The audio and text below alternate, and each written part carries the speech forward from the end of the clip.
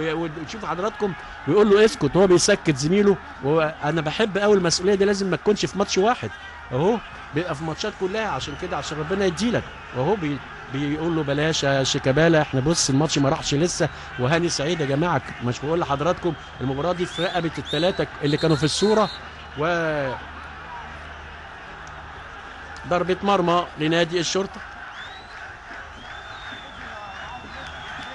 ضربه مرمى لنادي الشرطه.